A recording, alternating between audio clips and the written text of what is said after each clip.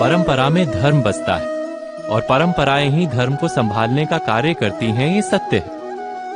पर क्या केवल परंपरा ही धर्म है? विचार कीजिए। सत्य तो यह है कि जिस प्रकार पाषाण में शिल्प होता है, उसी प्रकार परंपरा में धर्म होता है। इस पत्थर में शिल्प है, ये पत्थर शिल्प नहीं। शिल्प को उजागर करने के लिए उसे तोड़ना पड़ता है, अनावश्यक भागों को दूर करना पड़ता है। ठीक उसी प्रकार परंपराओं में धर्म ढूंढना पड़ता है। जिस प्रकार इंद्र पूजा की परंपरा को तोड़कर गोवर्धन पूजा का धर्म ना ढूंढा जाता, तो यादवों को उनकी मुक्ति का मार्ग नहीं मिल पाता। अर्थात परंपरा को पूर्णता छोड़ देने वाला धर्म से वंचित रह जाता है और परंपरा का अंध अनुकरण करने वाला भी धर्म को प्राप्त नहीं कर पाता। कहते हैं हंस के पास नीर क्षीर विवेक होता है। दूध में मिले पानी को छोड़कर केवल दूध ही ग्रहण करता है।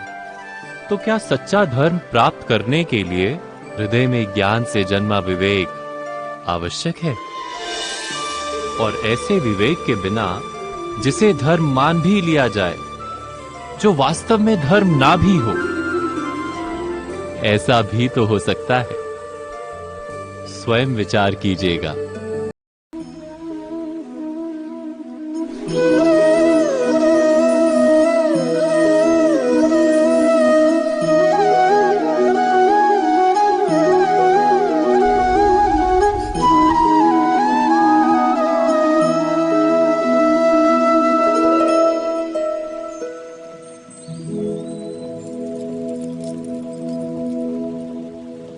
भविष्य के आधार पर सब आज का निर्णय लेना चाहते हैं।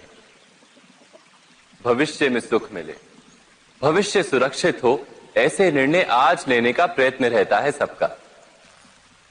आप अपने जीवन को देखिए। क्या आपके अधिकतर निर्णय के पीछे भविष्य का विचार नहीं होता? और हो भी क्यों ना। अपने जीवन को सरल और सुखमय बनाने का प्रयत्न करने का अधिकार सबका है। पर भविष्य तो कोई नहीं जानता, केवल कल्पना ही की जा सकती है। तो जीवन के सारे महत्वपूर्ण निर्णय कल्पनाओं के आधार पर ही करते हैं हम। क्या निर्णय करने का कोई तीसरा मार्ग हो सकता है? विचार कीजिए। सारे सुखों का आधार धर्म है और वो धर्म मनुष्य के हृदय में बसता है। तो प्रत्येक निर्णय से पूर्व स्वयं अपने हृदय से ये प्रश्न अवश्य पूछ लेना कि ये निर्णय स्वार्थ से जन्मा है या धर्म से। क्या इतना पर्याप्त नहीं? भविष्य के बदले धर्म का विचार करने से क्या भविष्य अधिक सुखपूर्ण नहीं होगा? स्वयं विचार कीजिए।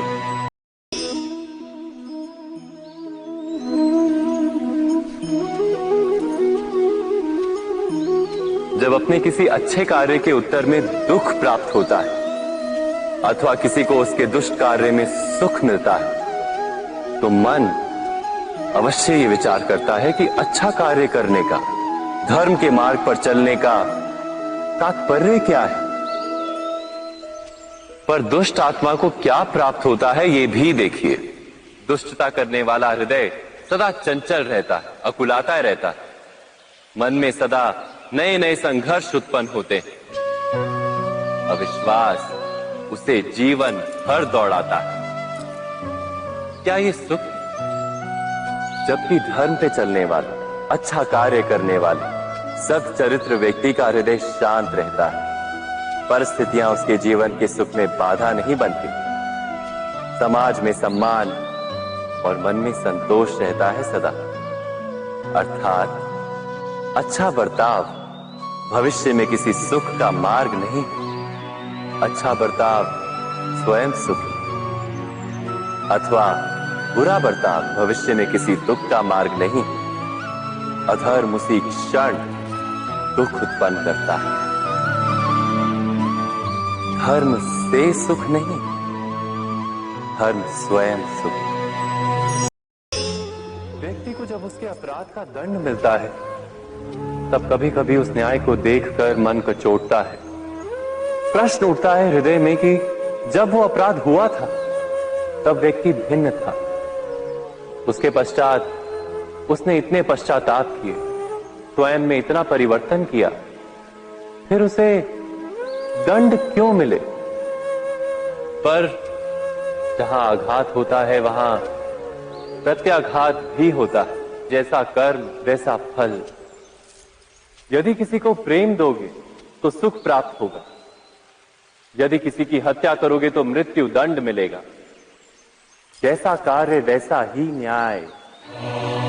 तो फिर प्रायश्चित और पश्चाताप का कोई मूल्य नहीं है? अवश्य है मूल्य। प्रायश्चित और पश्चाताप मनुष्य की आत्मा को बलवान करता है, आने वाले दंड को स्वीकार करने के लिए मनुष्य को तैयार करता है। अर्थात बिना प्रायश्चित के दंड स्वीकार करने का कोई मूल्य है? स्वयं विचार कीजिए।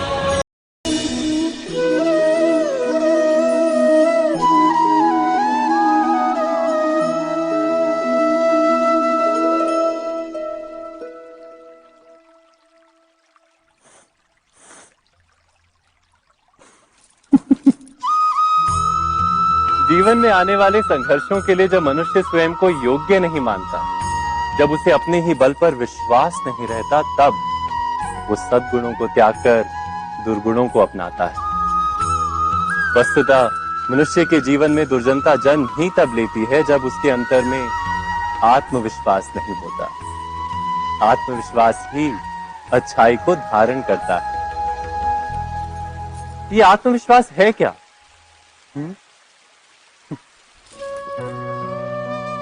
जब मनुष्य ये मानता है कि जीवन का संघर्ष उसे दुर्बल बनाता है, तो उसे अपने ऊपर विश्वास नहीं रहता। वो संघर्ष के पार जाने के बदले संघर्ष से छूटने के उपाय ढूंढने लगता है। किंतु जब वो ये समझता है कि ये संघर्ष उसे अधिक शक्तिशाली बनाते हैं, ठीक जैसे व्यायाम करने से देह की शक्ति बढ़ती है, तो प्रत्येक संघर्ष के साथ उसका उत्साह बढ़ता है। अर्थात आत्मविश्वास और कुछ भी नहीं, मन की स्थिति, जीवन को देखने का दृष्टिकोण मात्र है। और जीवन का दृष्टिकोण तो मनुष्य के अपने वश में होता है ना। स्वयं विचार कीजिए।